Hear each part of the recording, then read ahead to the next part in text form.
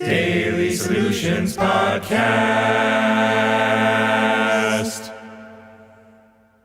Welcome, everybody. Hello there. I'm Ashkahn. This be Graham. Yeah, that be Graham. Sometimes I just open my mouth and things come out, you know. It's good most of the time, I'd say, Pretty much this whole podcast. Today's question is, what do you look for when hiring employees? A question which I've thought about so much, I actually feel like we've answered before. We may have, there may be little nuggets of this in various other episodes. Scattered about. So let's consolidate, Let's though. put the puzzle together. What do we look for? I look for someone who's willing to bring me nice whiskey when they come in for the job interview, and probably every week from then on. Yeah, bribery is the main qualifying factor. Can't tell, but I'm touching my nose lightly right now, which is a symbol of agreement. So... Means on the nose. It means on the nose. I mean, I guess so, yeah. No, so what do we look for? We like people who love cleaning, and we like people who love floating. And not in that order. Like, we specifically, like, if there's the number one thing we look for in people is people who like floating.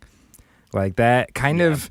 For sure. Everything else is easier if that is true, and everything else is more difficult if that is not true.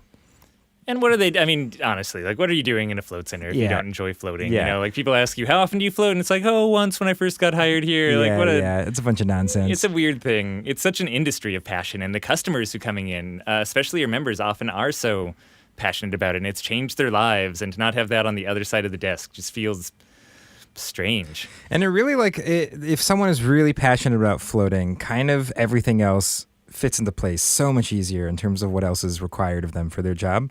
The next biggest thing we look for is cleaning. If they are good at / like cleaning. Passionate about cleaning. Passionate about cleaning. Because, you know, it's a cleaning job. It's more cleaning than it is anything else. There's a lot of cleaning, and cleaning is a very important part of it. And it's not easy. There's salt. We have pretty strict like sanitation guidelines in terms of what we like to see for cleaning, and it's frequent. You're doing it every few hours, and in between floats, you're cleaning the lobby and the bathroom and the dishes and all that sort of stuff. So it's just lots and lots and lots of cleaning. Yeah, and it's there are many other parts of the job, interacting with customers and working behind the computers and sending off emails and stuff like that. But if you don't enjoy the cleaning part, then it can really wear on you. You know, even the parts of the job that you do really enjoy can sort of be less exciting if every single day you're doing this huge portion of it cleaning, which you enjoy less and less every time you do it. Yeah, and it can wear on the other people working the shop. Like, if you're just not pulling your weight cleaning, like, that gets annoying to everybody who works with you.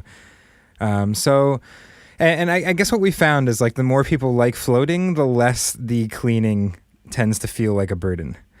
Like, when you really like floating, the cleaning feels kind of like you're like taking care of some sort of shrine or something. You're like the gatekeepers of the float experience, and your duty is to like provide people this great access to this thing. And if you don't have that, then you're just like, man, there's a lot of salt. And like, oh my God, this is salty again.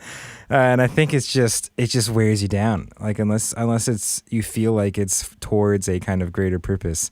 It really will burn you out. Whether it was one of our own staff who said this to me initially, but I always think of the ideal employee sort of views it as like sweeping the stairs to a temple or something like that. You know, this repetitive motion that needs to get done. And in temples and Buddhist temples, I guess, is where I know of this happening. They'll specifically plant trees that do drop leaves and that do create a mess so that they have this task to do that is more meditative and clean up. Yeah. And I sprinkle salt around the float center sometimes, too. And it's out of kindness. And as long as your staff can know that, then they're good for the job. That's what I'm saying. And I really feel like customer service falls into a very similar place. Like, similar to what? Similar to the cleaning thing. Okay, where you sprinkle like odd customer service interactions around the shop just to little testimonials here. It's one of those things where I think it's our instinct at first to want to hire kind of like people with really good people skills who are like good talkers and stuff like that. And I've just found that to not be as important in a float center. Like, if someone's really into floating, like, they have a very easy time relating to the other people coming out of the float tank. And it's very easy for them to pick up on conversations and have discussions with people and provide that good customer service, whether or not they have amazing social skills in other contexts in their life. Yeah, and same thing for even doing sales and stuff like that. You know, having a qualified person behind the counter who knows how to upsell a membership and has all this retail experience. Like, there's no better sales tactic or ability to get someone to float regularly just than being passionate about it yourself and being willing to share that with people and connect on whatever level that they floated at. So even for some of the more technical aspects of retail help, I'd still say that just being passionate about floating is the kind of trump card above all of those. And, you know, we pull, when we try to hire people, like, we try to pull as much as possible from places that have already pre-filtered people into that camp of liking floating.